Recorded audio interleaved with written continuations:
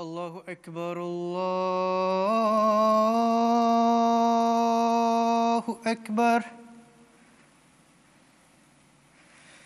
الله أكبر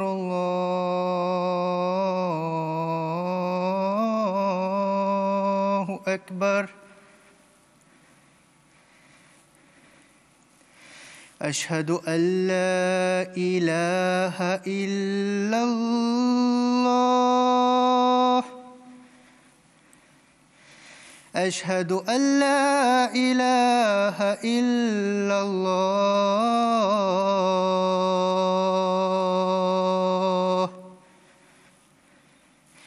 أشهد أن محمدًا رسول الله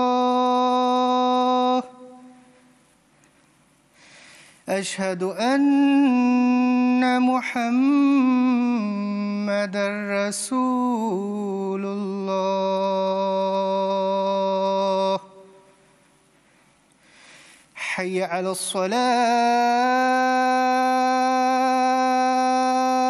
الصلاة حي على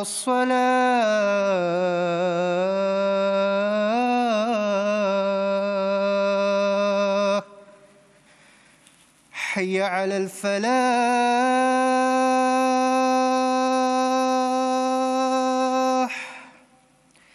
حي على الفلاح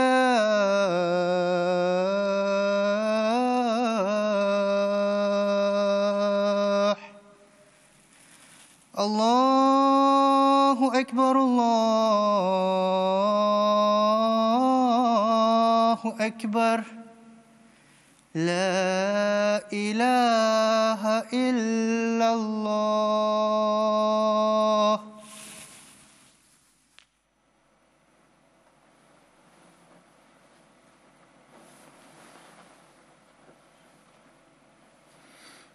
السلام عليكم ورحمة الله.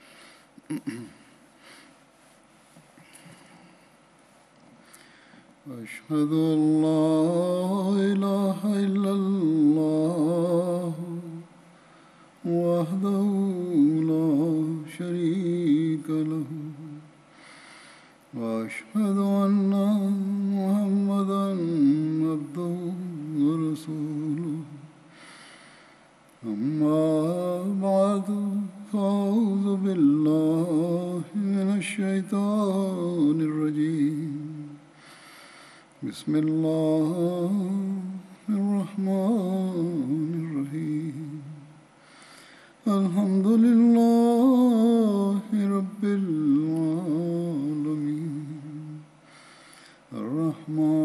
الرحمن الرحيم مالك يوم الدين إياك نعبد وإياك نستعين اهدنا الصراط المستقيم صراط الذين أنعمت عليهم غير المغضوب عليهم ولا الضالين.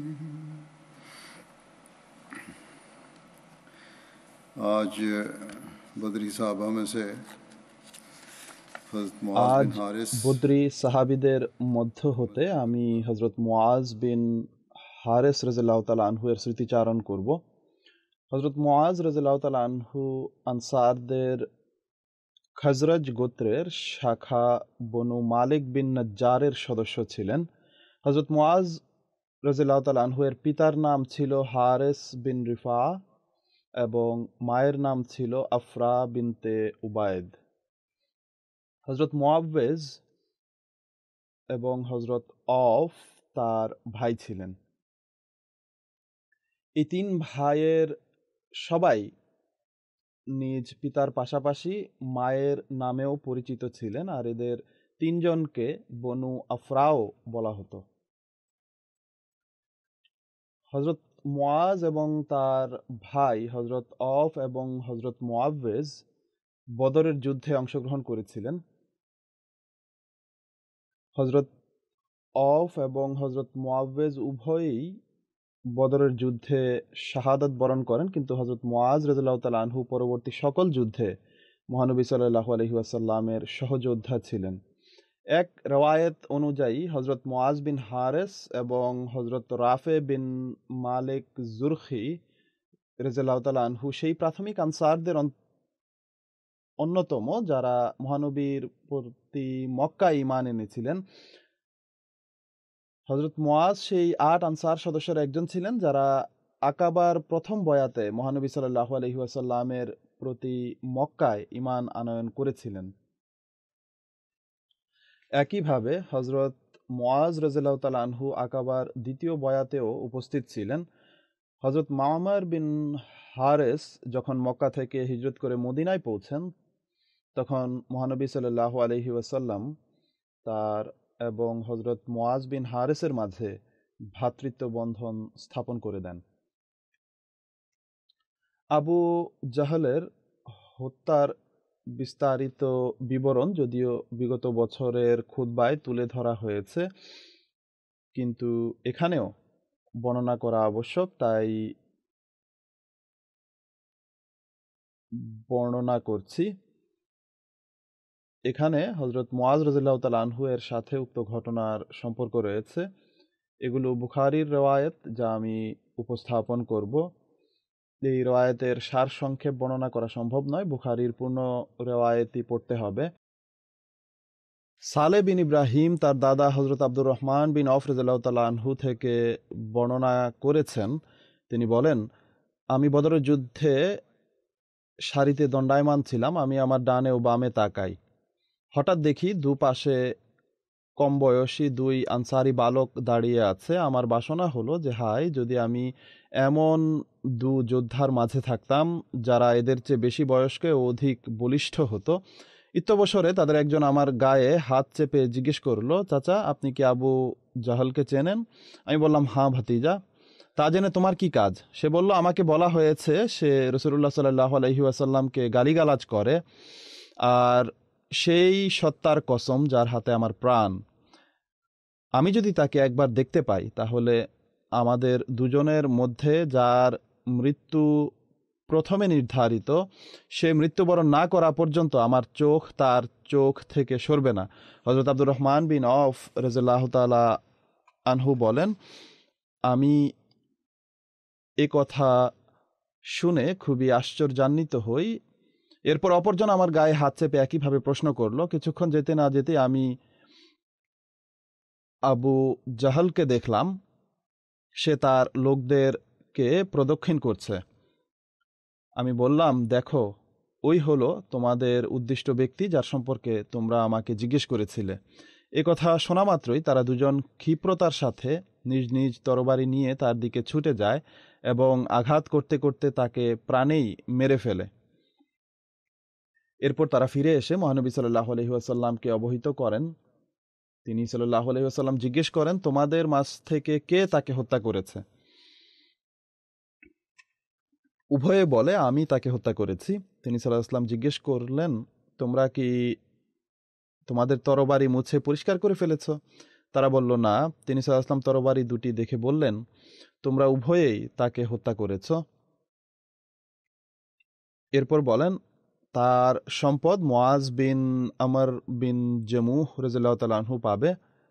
আর তাদের উভয়ের নাম ছিল মুআজ তথা মুআজ বিন আফরা রাদিয়াল্লাহু তাআলা আনহু এবং মুআজ বিন আমর বিন জামুহ রাদিয়াল্লাহু তাআলা আনহু। এটি সহিহ বুখারীর রওয়ায়েত। হযরত আনাস রাদিয়াল্লাহু তাআলা আনহু বর্ণনা করেন, মহানবী সাল্লাল্লাহু আলাইহি ওয়াসাল্লাম বদরের যুদ্ধের দিন বলেন, আবু জাহলের পরিণতি কি হয়েছে কে দেখতে যাবে?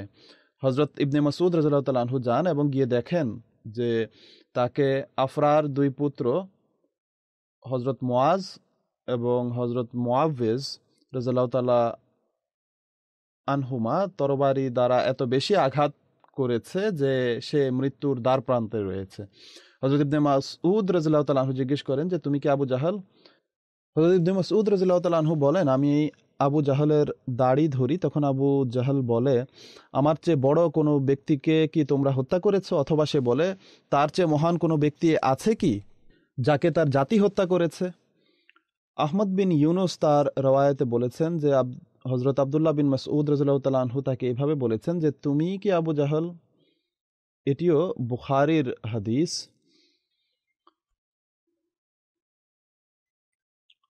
হযরত সৈয়দ জাইনুল আবেদিন ওয়ালিউল্লাহ শাহ সাহেব বুখারীর এই হাদিসের ব্যাখ্যা করতে গিয়ে লিখেন কতক রওয়ায়াত অনুসারে আফরার দুই পুত্র মুআওয়াজ এবং মুআজ মিলে আবু জাহলকে মৃত্যুর দ্বার প্রান্তে পৌঁছে দিয়েছিল।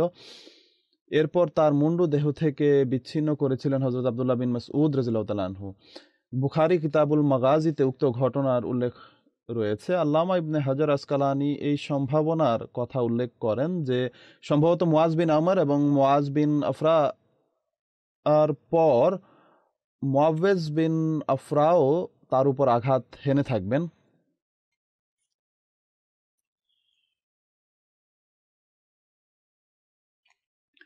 বদরের যুদ্ধে আবু জাহলের হত্যায় কে কে অংশগ্রহণ করেছিল এই বিষয়ে এক জায়গায় এভাবে বিস্তারিত জানা যায়। অর্থাৎ ইবনে হিশাম আল্লামা ইবনে ইসহাকের পক্ষ থেকে রওয়ায়েত করেছেন যে মুআজ বিন আমর বিন জামুহ রাদিয়াল্লাহু তাআলা আনহু আবু জাহলের পা কেটে দেয়, যার ফলে সে পড়ে যায়। আর ইকরামা বিন আবু জাহল হযরত মুআজের হাতে তরবারির আঘাত হানে, যার ফলে হাত বা বাহু দেহ হতে বিচ্ছিন্ন হয়ে যায়। এরপর মুআওয়াজ বিন আফরা রাদিয়াল্লাহু তাআলা আনহু আবু জাহলের উপর আক্রমণ করেন, যার ফলে সে ভূপাতিত হয়, কিন্তু তার মাঝে তখনও প্রাণের স্পন্দন অবশিষ্ট ছিল। আর এরপর আব্দুল্লাহ বিন মাসউদ রাদিয়াল্লাহু তাআলা আনহু তার মুন্ডু দেহ থেকে বিচ্ছিন্ন করে দেন। মহানবী সাল্লাল্লাহু আলাইহি ওয়াসাল্লাম আব্দুল্লাহ বিন মাসউদ রাদিয়াল্লাহু তাআলা আনহুকে যখন নিহতদের মাঝে আবু জাহলকে সন্ধান করার আদেশ দেন, তখন তিনি তার মুন্ডু দেহ থেকে বিচ্ছিন্ন করেন।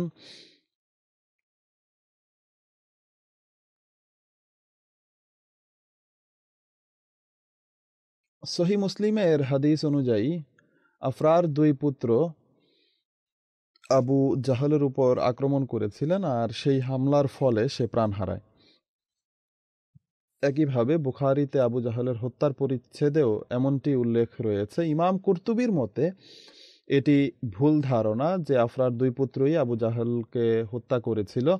তিনি বলেন কতক বর্ণনাকারীর কাছে মুআজ বিন আমর বিন জামু রাদিয়াল্লাহু তাআলা আনহু এর পরিচিতির বিষয়টি অস্পষ্ট, অর্থাৎ মুআজ বিন আফরা রাদিয়াল্লাহু তাআলা আনহু নয়, বরং তিনি ছিলেন মুআজ বিন আমর বিন জামু, যাকে লোকেরা মুআজ বিন আফরা রাদিয়াল্লাহু তাআলা আনহু ধরে নিয়েছে। তিনি বলেন মুআজ বিন আমর বিন জামু মুআজ বিন আফরা রাদিয়াল্লাহু তাআলা আনহু এর সাথে গুলিয়ে গেছেন। আল্লামা ইবনুল জাওজি বলেন যে মুআজ বিন জামু আফরার সন্তানদের কেউ নন, আর মুআজ বিন আফরা রাদিয়াল্লাহু তাআলা আনহু আবু জাহলকে হত্যাকারীদের মাঝে অন্তর্ভুক্ত ছিলেন। সম্ভবত মুআজ বিন আফরার কোনো ভাই অথবা চাচা সে সময় উপস্থিত ছিলেন, অথবা রেওয়ায়েতে আফরার এক পুত্রের উল্লেখ হয়েছে আর রাবি ভুলে দুই ছেলের উল্লেখ করেছেন।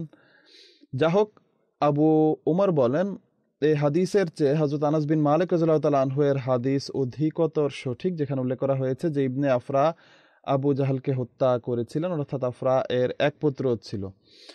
ইবনে তিন বলেন হতে পারে দুই মুআজ অর্থাৎ মুআজ বিন আমর বিন জামু আর মুআজ বিন আফরা মায়ের দিক থেকে ভাই ছিলেন, অথবা তারা দুজন দুধ ভাই ছিলেন। আল্লামা দাউদির মতে আফরার দুই পুত্র বলতে সাহল ও সোহেলকে বোঝায়, আর বলা হয় এরা দুজনই হলো মুআওয়াজ ও মুআজ। যা হোক,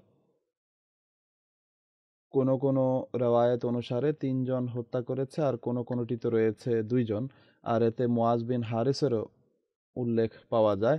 হযরত সাহেবজাদা মির্জা বশির আহমদ সাহেব রাদিয়াল্লাহু তাআলা আনহু বদরের যুদ্ধের যে বিবরণ তুলে ধরেছেন তাতে আবু জাহলকে হত্যার ঘটনা এভাবে উল্লেখ করেছেন যে রণক্ষেত্রে অবিরাম হত্যা ও রক্তপাত ঘটছিল। মুসলমানদের সামনে তাদের 3 গুণ বড় সৈন্যদল ছিল, যারা সকল প্রকার সমরাস্ত্রে সজ্জিত হয়ে ইসলামকে নিশ্চিহ্ন করে দেওয়ার দৃঢ় প্রত্যয় নিয়ে রণক্ষেত্রে অবতীর্ণ হয়েছিল।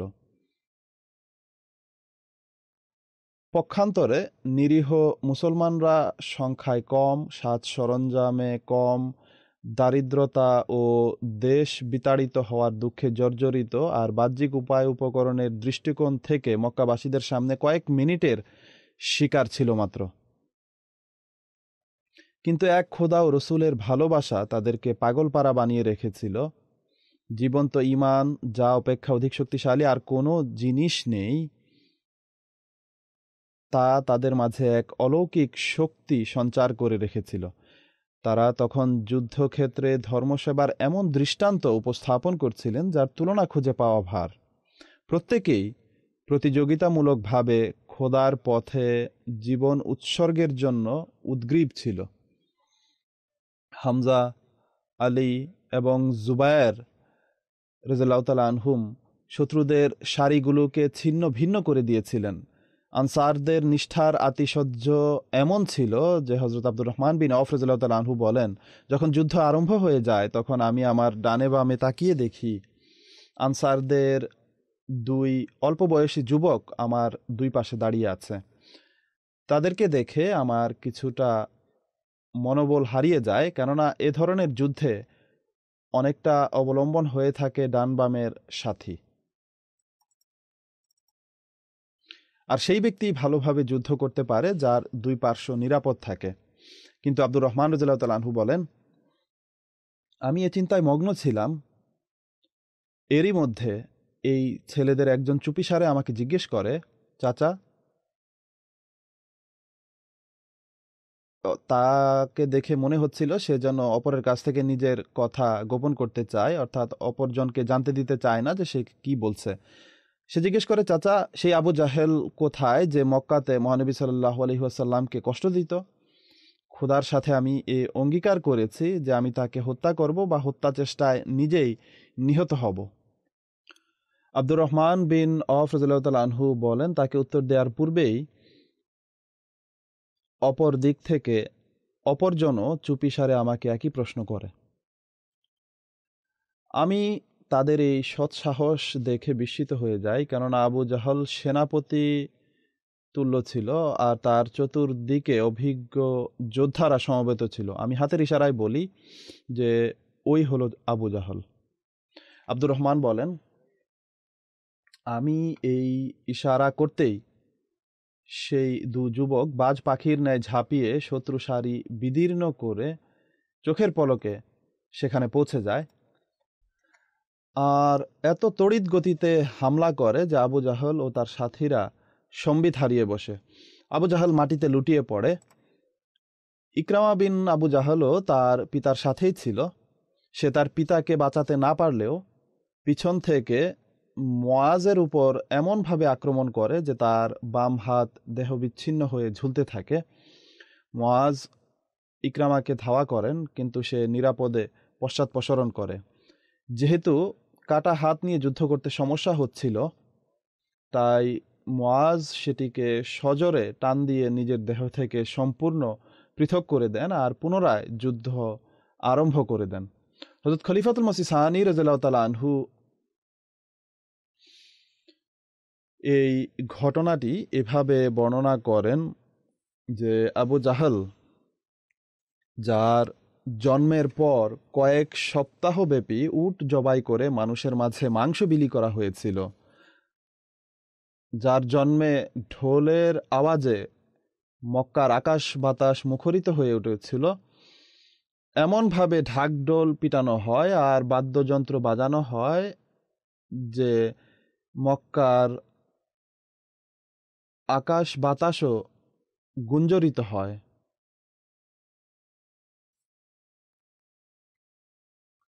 তিনি রাদিয়াল্লাহু তাআলা আনহু আরও লিখেন, বদরের যুদ্ধে 15 বছরের স্বল্প বয়স্ক 2 আনসারি বালক তাকে আঘাত করে, যার ফলে সে মারা যায়।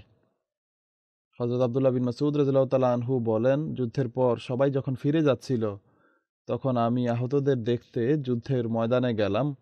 তিনি রাদিয়াল্লাহু তাআলা আনহু ও মক্কার অধিবাসী ছিলেন, যে কারণে আবু জাহল তাকে ভালোভাবে চিনত। তিনি রাদিয়াল্লাহু তাআলা আনহু বলেন, আমি যুদ্ধের ময়দানে ঘুরছিলাম, সহসা দেখি আবু জাহল আহত অবস্থায় কাতরাচ্ছে।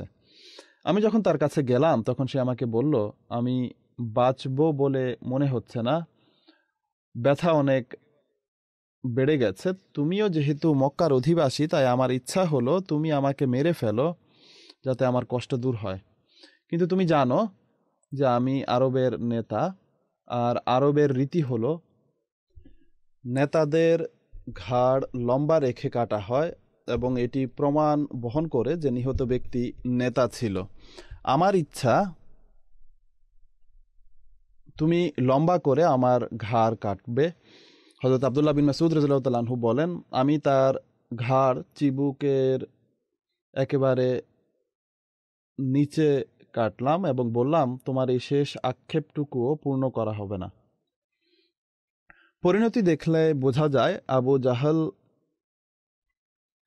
যার গর্দান জীবিত অবস্থায় সর্বদা উঁচু থাকত, তার মৃত্যু কত লাঞ্ছনাজনক ছিল।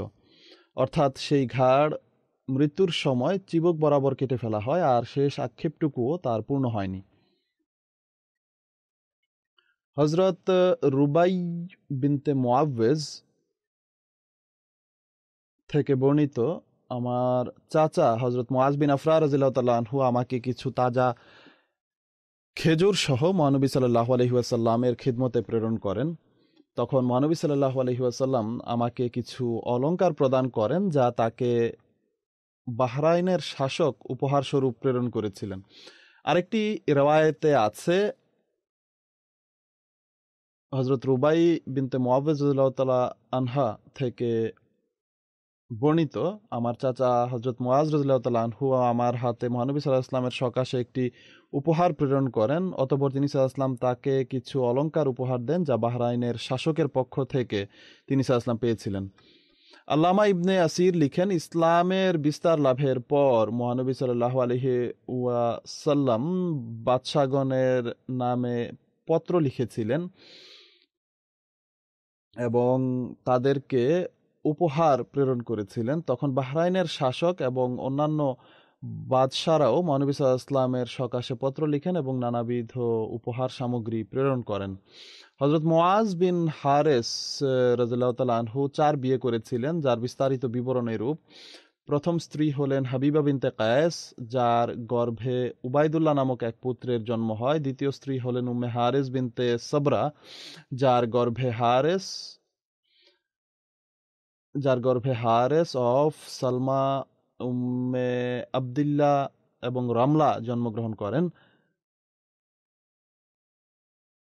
তৃতীয় স্ত্রী হলেন উম্মে আবদুল্লাহ বিনতে নুমায়ের, যার গর্ভে ইব্রাহিম এবং আয়েশা জন্মগ্রহণ করেন। আর চতুর্থ স্ত্রী ছিলেন উম্মে সাবিত রমলা বিনতে হারেস, যার গর্ভে সারা জন্মগ্রহণ করেন।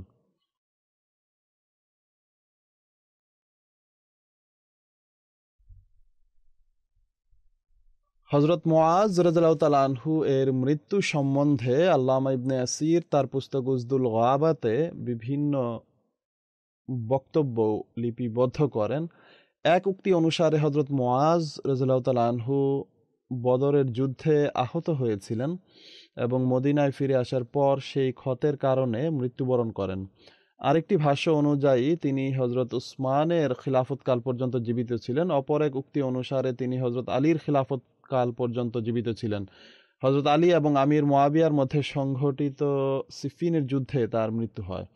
সিফিনের যুদ্ধ 36 ও 37 হিজরিতে সংঘটিত হয়েছিল এবং হযরত মুআজ সেই যুদ্ধে হযরত আলীর পক্ষ থেকে অংশ নিয়েছিলেন। যা হোক, তার মৃত্যুর বিষয়ে বিভিন্ন রওয়ায়াত রয়েছে। এমন কিছু বিবরণ রয়েছে যা থেকে বোঝা যায় যে তিনি দীর্ঘায়ু লাভ করেছিলেন। সন্তান ও স্ত্রীদের বিষয়টিও যদি বিবেচনা করা হয় তবে তা থেকেও এটি বোঝা যায়।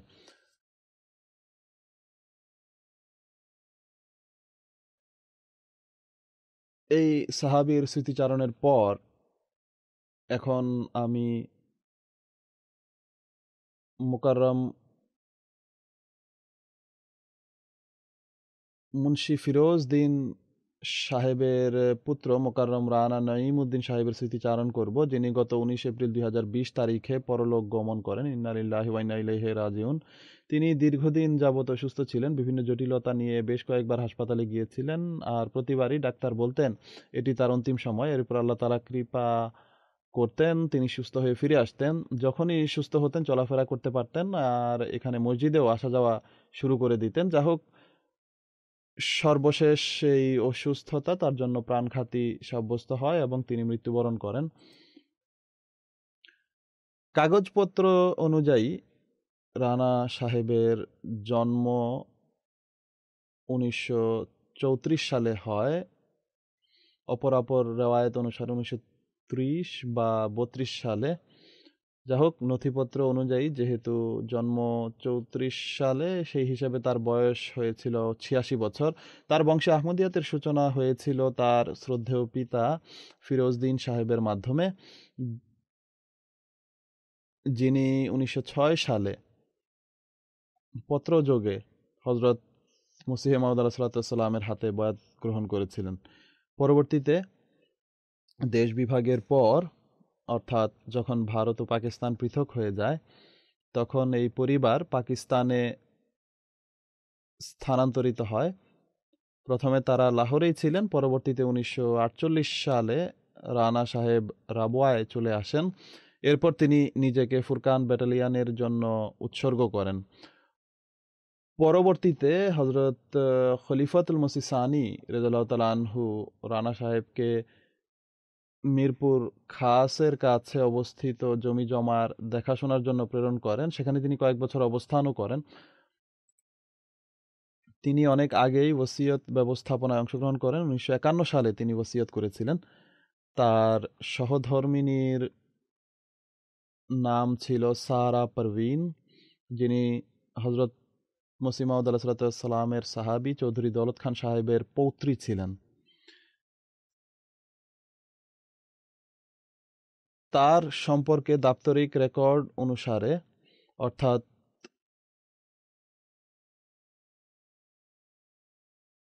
নিরাপত্তা বিভাগের রেজিস্টার অনুযায়ী, 3 আগস্ট 1954 সালে রিজার্ভ অন ডিউটি হিসেবে রানা নঈমউদ্দিন সাহেবের পদায়ন হয়। এরপর 1955 সালের নভেম্বর থেকে 1959 সালের 11 মে পর্যন্ত বিশেষ নিরাপত্তা বিভাগে গার্ড হিসেবে দায়িত্ব পালন করেন। হযরত খলিফাতুল মসিহ সানি রাদিয়াল্লাহু তাআলা আনহু তফসির প্রণয়নের কাজে যখন নাখলা জাবায় যেতেন এবং কয়েক মাস পর্যন্ত সেখানে অবস্থান করতেন, মরহুম তখন সেখানে নিরাপত্তা ও ডিজেল চালিত জেনারেটরের দেখাশোনার দায়িত্ব পালন করতেন। সেখানে বিদ্যুৎ ছিল না। এই ছোট্ট জায়গা যা আবাদ করা হয়, এর সার্বিক নিরাপত্তার দায়িত্ব তার উপর ন্যস্ত ছিল।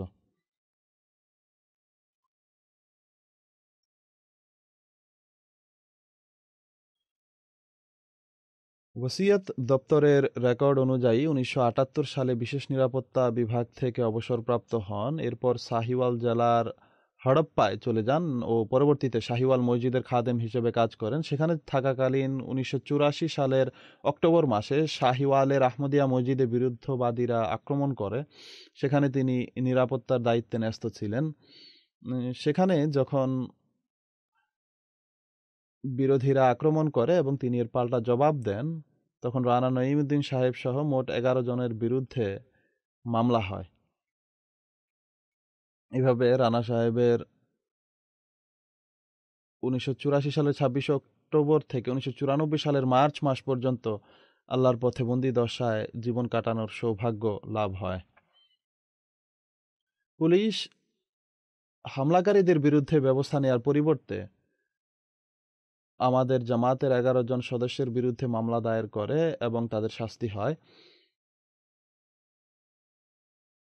এই মামলাটি মিলিটারি কোর্টে রেফার করে দেয়া হয়, যা জিয়াউল হকের যুগে বিশেষ আদালত ছিল। সেখানে 16 ফেব্রুয়ারি 1985 সন থেকে নিয়মিত শুনানি আরম্ভ হয় এবং 1 জুন 1985 পর্যন্ত এই শুনানি চলতে থাকে। প্রথমে এই কেসে 11 জন ব্যক্তি ছিল, কিন্তু পরে 7 জনের সিদ্ধান্ত স্থগিত করা হয়। তাদের মাঝে রানা নঈমুদ্দিন সাহেব অন্তর্ভুক্ত ছিলেন। 2 জন বিদেশ চলে গিয়েছিলেন আর 2 জনকে নির্দোষ খালাস দেয়া হয়েছিল। এই 7 জনের মামলা স্থগিত ছিল। পরে সেই বিশেষ মিলিটারি কোর্টই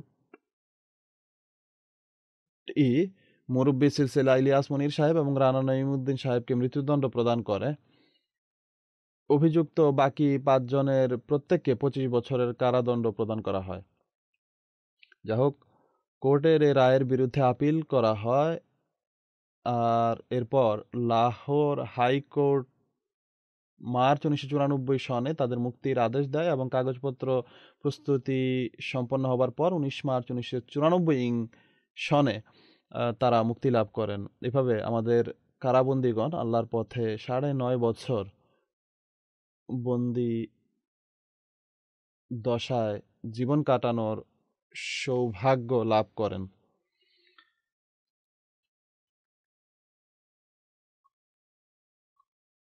বিরোধীদের পক্ষ থেকে এই বন্দীদের মুক্তি সংক্রান্ত হাইকোর্টের সিদ্ধান্তের বিরুদ্ধে সুপ্রিম কোর্টে আপিল দায়ের করা হয়।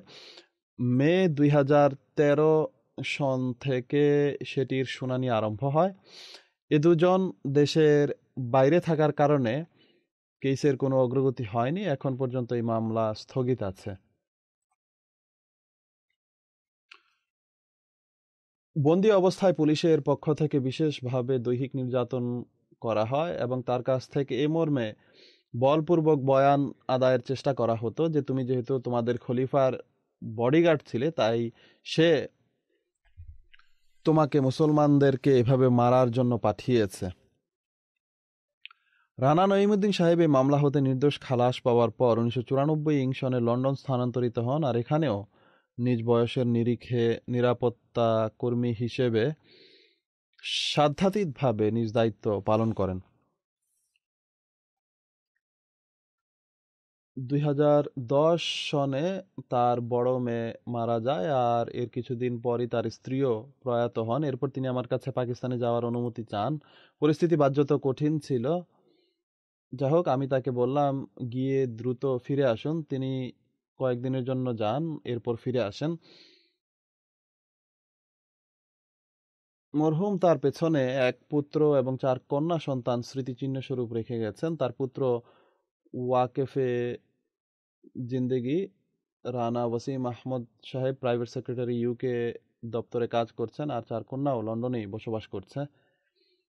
তার পুত্র লিখেন, আমাদের পিতা আমাদেরকে সর্বদাই শিক্ষাই দিয়েছেন যে খিলাফতের সাথে সম্পৃক্ত থাকবে,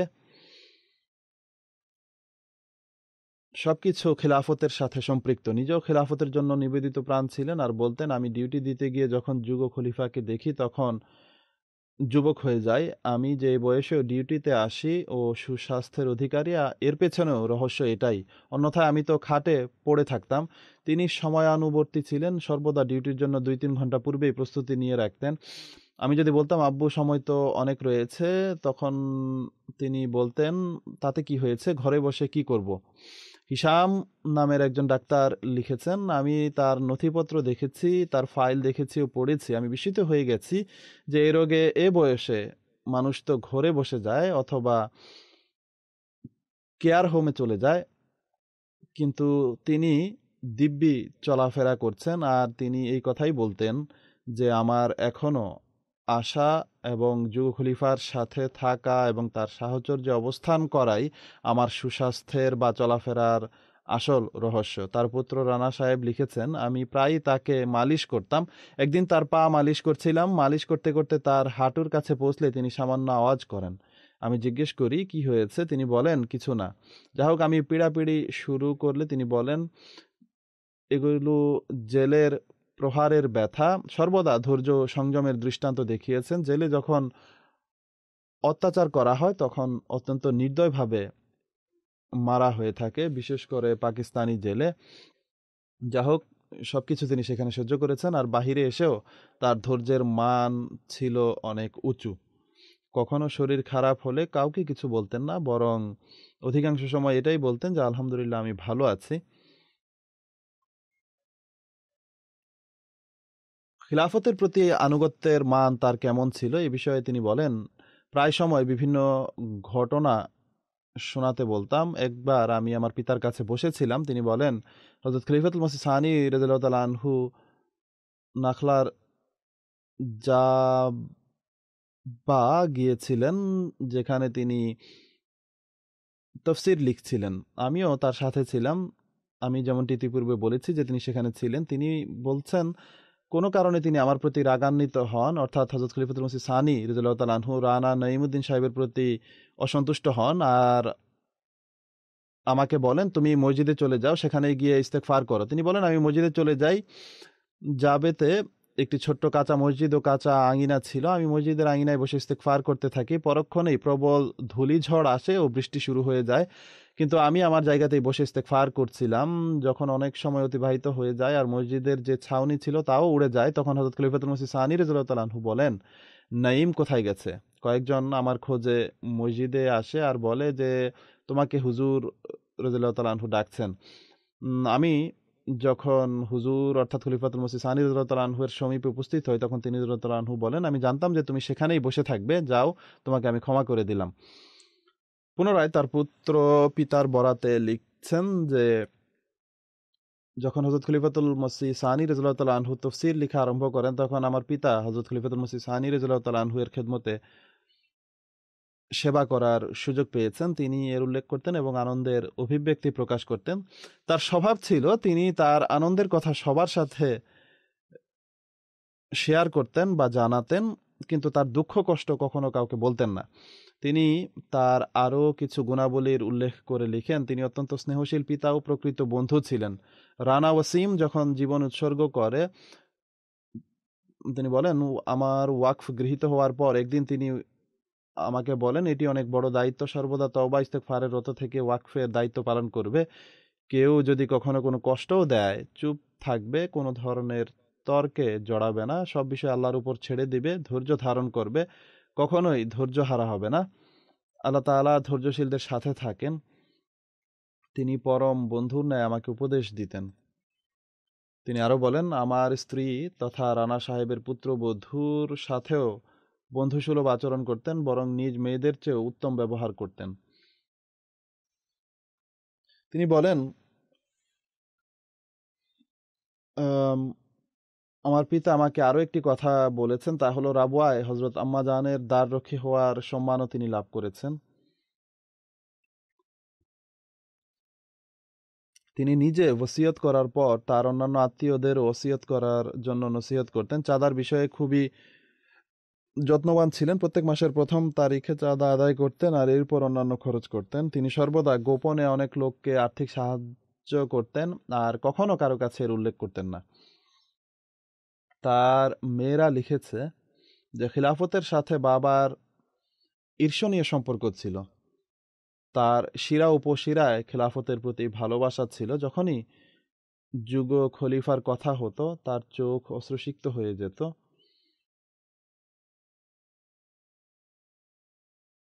কর্মকর্তাদের প্রতি সম্মানের একটি ঘটনা তার মেয়ে লিখেছেন যে একবার আমরা সব বোনেরা মোলাকাতের উদ্দেশ্যে বাবার সাথে প্রাইভেট সেক্রেটারি সাহেবের দপ্তরে বসেছিলাম এবং ভেতরে গিয়ে সাক্ষাৎ করার জন্য অপেক্ষা করছিলাম। আমরা দেখি যে হঠাৎ বাবা অ্যালার্ট হয়ে দাঁড়িয়ে যান, যেভাবে ডিউটিরত অবস্থায় দাঁড়িয়ে থাকেন। আমরা অবাক হয়ে যাই যে হঠাৎ কি হলো। যখন সামান্য মাথা উঠিয়ে তাকালাম তো দেখলাম নিরাপত্তা বিভাগের নায়েব অফিসার দপ্তরে কোনো কাজে এসেছিলেন অথবা ডিউটির জন্য এসেছিলেন। তার সম্মানার্থে আমার বাবা দাঁড়িয়ে যান আর যতক্ষণ তিনি সেখানে ছিলেন বাবাও দাঁড়িয়েছিলেন। যখন তিনি বাইরে চলে যান তখন আমার বাবা পুনরায় বসে পড়েন। তিনি বলেন যে এটি কয়েক মিনিটেরই বিষয় ছিল, কিন্তু আমাদেরকে অনেক কিছু শিখিয়ে গিয়েছে। আমাদেরকে সারা জীবন এই নসিহতই করেছেন যে যদি জীবনকে সার্থক করতে হয় তবে খিলাফতের সাথে এমনভাবে আঁকড়ে থাকো যেভাবে লোহা চুম্বকের সঙ্গে জুড়ে থাকে। এরপর তিনি বলেন, কিছুদিন পূর্বে আমাদের 4 বোন, ভাই ও ভাবিকে বাবা যখন ঈদি দেন তখন আমরা জিজ্ঞেস করেছিলাম যে বাবা এখনো তো রমজানই আরম্ভ হয়নি। উত্তরে তিনি বলেন, জীবনের কোনো নিশ্চয়তা নেই, নিজের দায়িত্ব পালনের ক্ষেত্রে বিলম্ব করা উচিত নয়। অর্থাৎ মৃত্যুর কিছুদিন পূর্বে নিজ সন্তানদেরকে ঈদিও দিয়ে গেছেন। তার পুত্রবধূ বর্ণনা করেন যে আমার প্রতি অনেক খেয়াল রাখতেন, সর্বদাই পিতার মতো আমাকে নসিহত করতেন। যখন তার পুত্রবধূর পিতা মৃত্যুবরণ করেন তখনই নিজ ছেলেকে বলেন যে তোমরা দুজন স্বামী স্ত্রী পাকিস্তান যাও এবং সেখানে তার জানাজায় অংশগ্রহণ করো। এরপর এই পুত্রবধূ লিখেন যে যখনই রাতের কোনো প্রহরে আমার চোখ খুলতো আমি সর্বদাই তাকে নামাজ পড়তে দেখেছি। খিলাফতের প্রতি অগাধ ভালোবাসা ছিল। যারা চিঠি লিখেছে তাদের প্রায় সবাই এটি লিখেছে যে খিলাফতের সাথে তার গভীর বিশ্বস্ততার সম্পর্ক ছিল। তিনি বলতেন যে খিলাফতের দোয়ার বদৌলতেই জেলে অবস্থান করেছি এবং খিলাফতের দোয়ার বরকতেই এখানে আছি। তিনি আরও বলতেন, যে দেশের রাষ্ট্রপ্রধান মৃত্যু পরোয়ানায় স্বাক্ষর করেছিল খিলাফতের দোয়ার কল্যাণে, তার তো কোনো অস্তিত্ব নেই যে সে কোথায় গিয়েছে। আর রানা সাহেব জীবন্ত নিদর্শন স্বরূপ জগতের সামনে উপস্থিত আছেন। তার মেয়ে আবেদা বলেন, আমাদের সন্তানদেরকে তিনি সর্বদা একটি উপদেশ দিতেন যে খোদা তাআলা এবং খিলাফতের সাথে সব সময় দৃঢ় সম্পর্ক বজায় রাখবে, আর তিনি বলতেন এতেই তোমাদের স্থায়ী জীবন নিহিত। তিনি সর্বদা কোরআন মজিদ পাঠ করার প্রতি জোর দিতেন। তিনি নিয়মিত নামাজ এবং তাহাজ্জুদ পড়তেন। তিনি বলেন, আমি জীবনে তাকে কখনো তাহাজ্জুদ নামাজ ছাড়তে দেখিনি। তিনি আমাদের জন্য দোয়ার এক ভান্ডার ছিলেন, ভীষণ অতিথিপরায়ণ ছিলেন, দরিদ্র আত্মীয় স্বজনের খেয়াল রাখতেন। তিনি নিজ পিতামাতা ও মরহুমা স্ত্রীর মৃত্যুর পর তাদের পক্ষ থেকেও নিয়মিত চাঁদা প্রদান করতেন। তিনি বলেন, আমি তাকে সবসময় একটি পংক্তি উচ্চ স্বরে পাঠ করতে শুনেছি, সেটি হলো হো ফজল তেরা ইয়া রব ইয়া কোই ইবতিলা হো রাজি হে হাম উসি মে জিসমে তেরি রেজা হো। অর্থাৎ, হে প্রভু, অনুগ্রহ বা পরীক্ষা যাই হোক, তোমার সন্তুষ্টিতেই আমি সন্তুষ্ট। তার মেয়ে বলেন, আমার মায়ের মৃত্যুর পর আমাদের সব বোনের খুবই খেয়াল রেখেছেন আর পুত্রবধূকে মেয়েদের চেয়ে বেশি ভালোবেসেছেন। বাইরে থেকে যাই নিয়ে আসতেন অথবা ঈদি দেওয়ার সময় পুত্রবধূকে প্রথমে দিতেন আর এরপর আমাদের সবাইকে দিতেন। তিনি সর্বদা বলতেন, একজনের মেয়েকে ঘরে এনেছি, তার প্রতি বেশি যত্ন নিতে হবে, কেননা খোদা তাআলার কাছে আমাকে জবাবদিহি করতে হবে।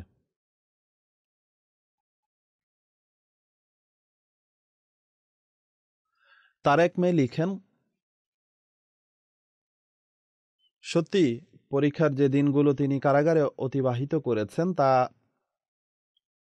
তিনি আল্লাহর সন্তুষ্টি, ধর্মানুরাগ এবং খিলাফতের ভালোবাসায় কাটিয়েছেন। তার মুখ থেকে কোনো অভিযোগ তো দূরের কথা, উফ শব্দও শুনিনি। তিনি বলেন, ফরজ নামাজ ও তাহাজ্জুদ নামাজ পড়তে কখনো বিলম্ব করেননি আর অসুস্থতার সময়ও নামাজ পরিত্যাগ করেননি। কারাগারে নির্যাতনের কারণে তার কিডনির সমস্যা দেখা দিয়েছিল আর শেষ দিকে এসে অনেক বেড়ে গিয়েছিল তা। এর সাথে শ্বাসকষ্ট ও অন্যান্য শারীরিক সমস্যাও ছিল। তিনি লিখেন, আমরা কখনোই তার কাছ থেকে অস্থিরতার কোনো বহিঃপ্রকাশ দেখিনি। সর্বদাই তাকে শুধু আল্লাহ তাআলার কৃতজ্ঞতায় আলহামদুলিল্লাহ বলতে শুনেছি।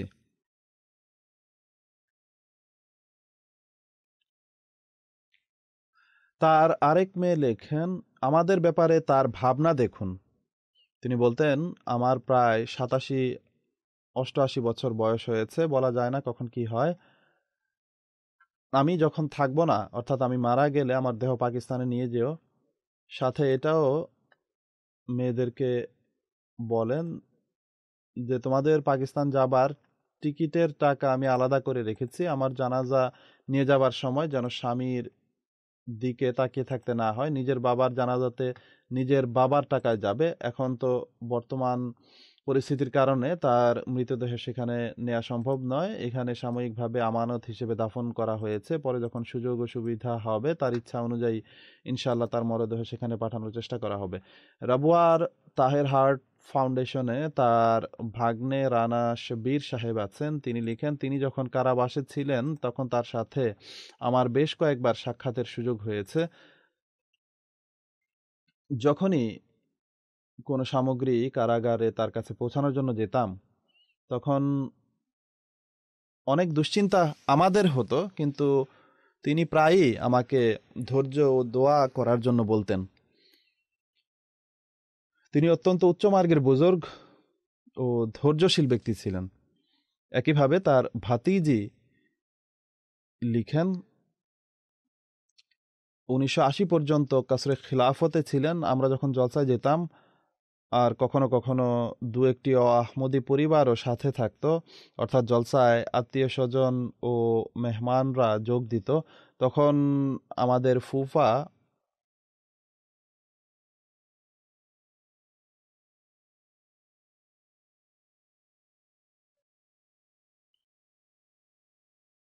রুবিনা সাহেবা মরহুমের স্ত্রীর ভাতিজি ছিলেন। তার স্ত্রীকে তিনি বলতেন, মেহমানদের খেয়াল রাখতে হবে, তাদের যেন খাবার দাবার ও শোবার ব্যবস্থায় কোনো প্রকার কষ্ট না হয়। জায়গার সংকুলান না হলে নিজে বাচ্চাদের নিয়ে স্টোরে বা রান্নাঘরে ঘুমিয়ে পড়তেন আর অতিথিদের বারান্দা সহ ভালো জায়গায় ঘুমাতে দিতেন। তিনি বলতেন, তারা মুসলিম মাউদ আলাইহিস সালামের মেহমান, তাদের কোনো কষ্ট হওয়া উচিত নয়। তার এক ভাগ্নে বলেন, আমি তার সাথে জেলে সাক্ষাৎ করতে গিয়েছিলাম।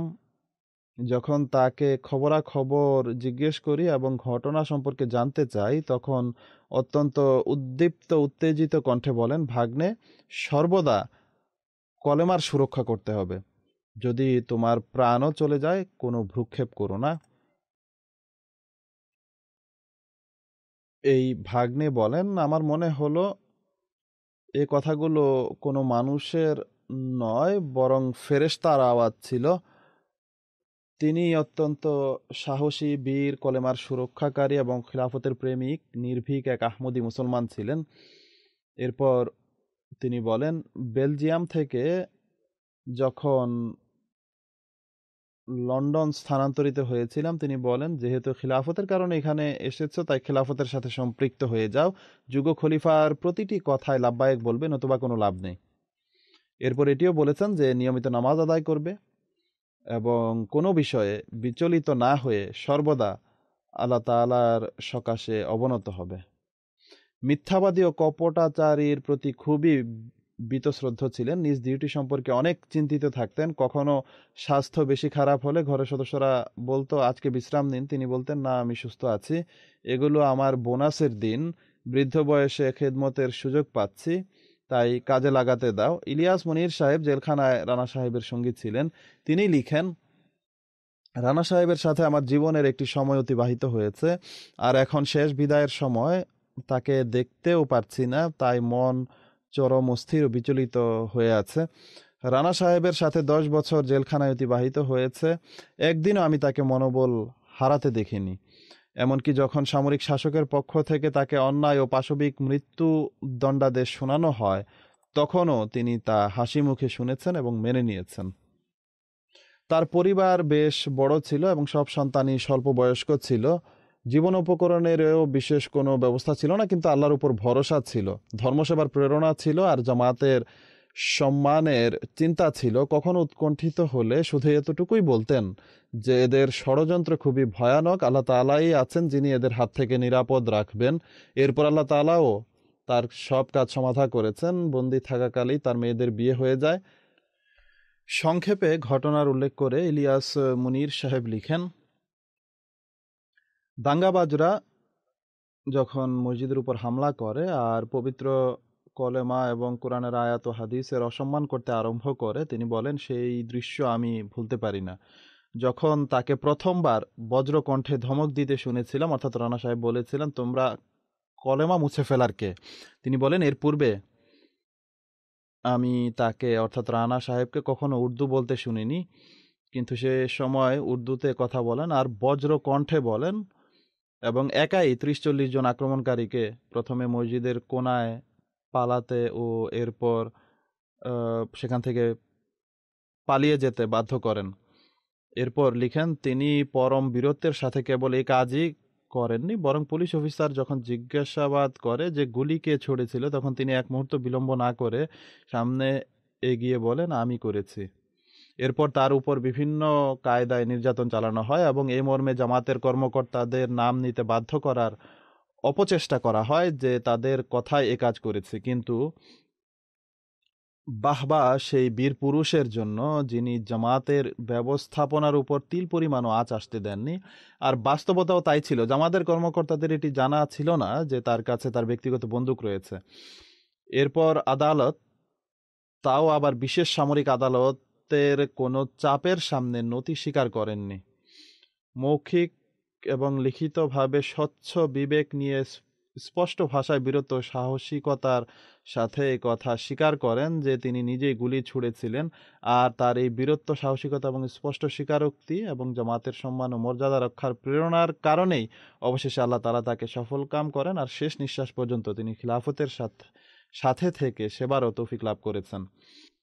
এরপর ইলিয়াস মুনির সাহেব আরও লিখেন, বন্দী থাকাকালে তার পিতার কাছে যখন খলিফাতুল মসিহ রাবের খুতবা আসতো,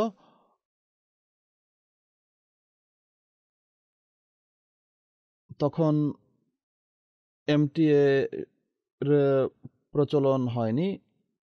খুতবা তখন লিখিতভাবে আসতো আর তার সারাংশ আমাদের জন্য তিনি নিয়ে আসতেন। তখন রানা সাহেব আমাকে নিজের সাথে বসিয়ে বলতেন, খুতবা শোনাও। আর যতদিন আমরা মৃত্যুদণ্ডের কাল কুঠুরিতে ছিলাম, পৃথক পৃথক সেলে রাখা হতো।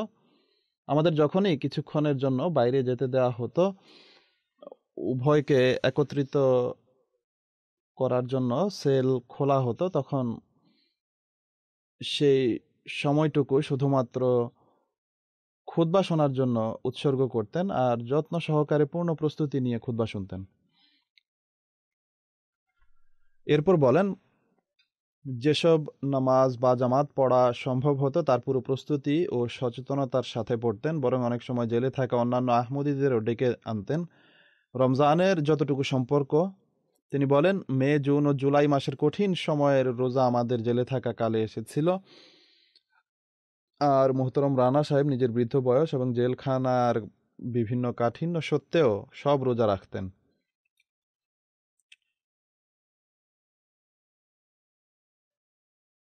তিনি আরো বলেন, খুবই অসাধারণ সাহস ও মনোবল তিনি প্রদর্শন করেছেন আর সানন্দে সকল পরিস্থিতি মোকাবেলা করেছেন।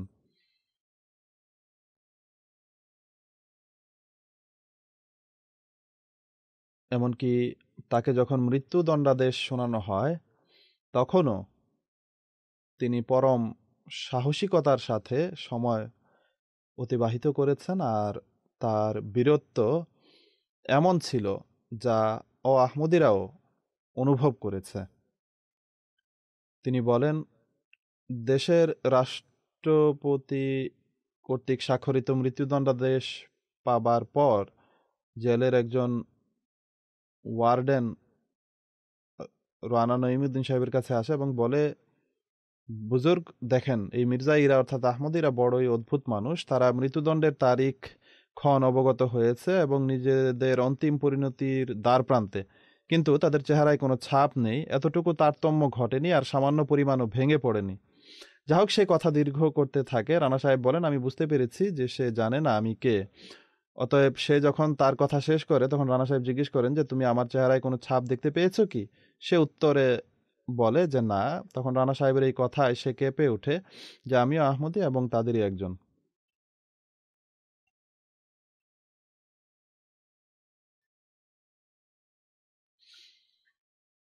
পরিশেষে একটি পত্র পাঠ করছি যা হযরত খলিফাতুল মসিহ রাবে রাহিমাহুল্লাহ 1986 সনের সেপ্টেম্বর মাসে রানা নঈমুদ্দিন সাহেবকে লিখেছিলেন। সেই পত্রের একটি অংশ হলো, আপনার নিষ্ঠাপূর্ণ পত্রাবলী পেয়েছে। উন্নত ইমানের সুদৃঢ় যে পাহাড়ে আপনি দণ্ডায়মান রয়েছেন তা গর্বের বিষয়। আল্লাহওয়ালাদের উন্নত মান অর্জন করার পূর্বে এরূপ কঠিন পথ পাড়ি দিতেই হয়। আপনাদের সৌভাগ্য দেখে ঈর্ষা হয়, বৃক্ষের পরিচয় ফলে। আপনারাই হযরত মসিহ মাউদ আলাইহিসসালামের বৃক্ষের সবুজ সতেজ শাখা এবং সুমিষ্ট ফল। আল্লাহ তাআলা আপনাদের বিনষ্ট করবেন না। জামাত দোয়া করে যাচ্ছে, আমার দোয়াও আপনাদের সাথে রয়েছে। আশা করি আপনি আমার সাম্প্রতিক নজমও শুনে থাকবেন। তাতে আপনি ও আপনার মতো নিষ্ঠাবানদের জন্যই আন্তরিক বাসনা ও সালাম রয়েছে। আল্লাহ তাআলা নিজ ফেরেশতাদের মাধ্যমে সাহায্য করুন এবং শত্রুদের থাবা থেকে মুক্তি দিন। আল্লাহ তাআলা আপনার সাথী হন। এই চিঠি হযরত খলিফাতুল মসিহ রাবে রাহিমাহুল্লাহ রানা সাহেবকে লিখেছিলেন। মুবারক সিদ্দিকী সাহেব বলেন, একবার আমি তার কাছে তার বন্দি জীবনের কথা জিজ্ঞেস করি আর জেলখানার কষ্টের কথা জানতে চাইলে তিনি মুচকি হেসে বলেন, আমাদের তথা আহমদীদের জীবন আল্লাহ তাআলার খাতিরে, রসূলের খাতিরে এবং যুগ খলিফার আনুগত্যের জন্য নিবেদিত। তাই আমার কাছে কখনো কোনো কষ্টকে কষ্ট মনে হয় না। আমি সর্বাবস্থায় আল্লাহ তাআলার সন্তুষ্টিতে সন্তুষ্ট।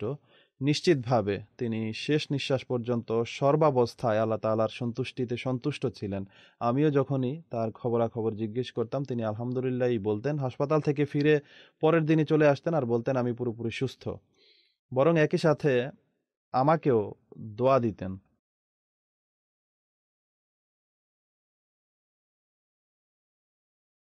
যেমনটি আমি বলেছি, এক ডাক্তার বলেন এ রোগে আক্রান্ত রোগী যাদের পাও ফোলা থাকে তারা ঘরের বাইরে যেতে পারে না, কিন্তু তিনি এসে ডিউটিতে দাঁড়িয়ে যেতেন।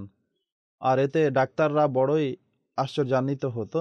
ডাক্তাররা হয়তো আশ্চর্য হতো, কিন্তু তাদের জানা নেই যে তার মাঝে এক সুগভীর প্রেরণা ছিল, খিলাফতের প্রতি ভালোবাসা ছিল, খিলাফতের সান্নিধ্যে থাকার বেকুলতা ছিল, যা তাকে মসজিদে টেনে আনতো আর ডিউটিতে নিয়ে আসতো।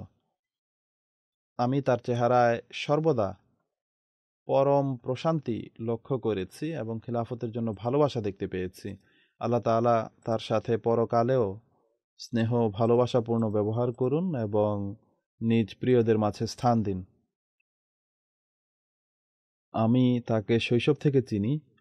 যেমনটি বলা হয়েছে, তিনি যখন লাখনার জাওয়ায় হযরত খলিফাতুল মসিহ সানি রাদিয়াল্লাহু তাআলা আনহু এর সাথে ছিলেন, তখন তিনি সাথে যেতেন। আমরাও গ্রীষ্মকালে কিছু দিনের জন্য সেখানে যেতাম। তখনও আমাদের সাথে তার অত্যন্ত স্নেহপূর্ণ ব্যবহার ছিল। আর খলিফা হওয়ার পর আমার সাথে এতে ভিন্ন মাত্রা যুক্ত হয়েছিল। যেমনটি খিলাফতের প্রতি তার বিশ্বস্ততার ঘটনাবলী এবং নিষ্ঠাপূর্ণ আবেগ অনুভূতির কথা আমরা শুনলাম, তা সর্বদা তার মাঝে পরিলক্ষিত হতো। আল্লাহ তাআলা তার সন্তানদেরও সর্বদা নিষ্ঠার সাথে নিজ পিতার পদাঙ্ক অনুসরণের তৌফিক দিন। পরিস্থিতির কারণে তার জানাজা পড়া সম্ভব হয়নি, আমি পড়তে পারিনি। সরকারি বিধিনিষেধ ছিল, এছাড়া আরও কিছু নিষেধাজ্ঞা ছিল। এই আক্ষেপও রয়েছে আমাদের। ইনশাআল্লাহ তাআলা পরবর্তী কোনো সময় আমি তার গায়েবানা জানাজাও পড়াবো। সবশেষে আমি পুনরায় বর্তমান মহামারীর প্রেক্ষিতে এটিও বলতে চাই যে আমাদের কতিপয় আহমদী রোগী রয়েছেন, তাদের জন্য দোয়া করুন। আল্লাহ তাআলা সবাইকে পরিপূর্ণ আরোগ্য দান করুন আর আমাদেরও নিজ সন্তুষ্টির পথে চলার তৌফিক দান করুন। আমাদেরকে সঠিকভাবে তার ইবাদত করার এবং হুকুকুল ইবাদ তথা বান্দার অধিকার প্রদানের তৌফিক প্রদান করুন আর অচিরেই আমাদের মাঝ থেকে এই বিপদ দূর করুন। জগৎবাসীকেও কাণ্ডজ্ঞান দিন, তারাও যেন এক খোদাকে চিনতে পারে, খোদা তাআলার ইবাদতকারী হয়, তাওহীদকে বুঝতে সক্ষম হয়। আল্লাহ তাআলা সবার প্রতি কৃপা করুন।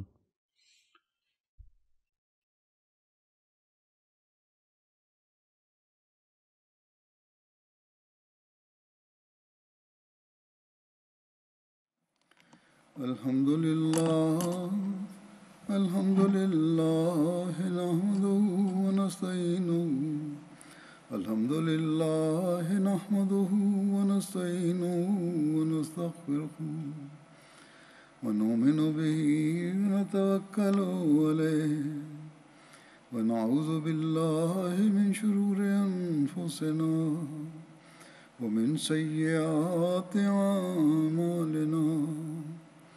من يهده الله فلا مضل له ومن يضلله فلا هادي له ونشهد أن لا إله إلا الله ونشهد أن محمدا عبده ورسوله عباد الله رحمكم الله إن الله يأمر بالعدل والإحسان وإيتاء ذي القربى وينهى عن الفحشاء والمنكر والبغي يعظكم لعلكم تذكرون اذكروا الله يذكركم وادعوه يستجب لكم ولذكر الله أكبر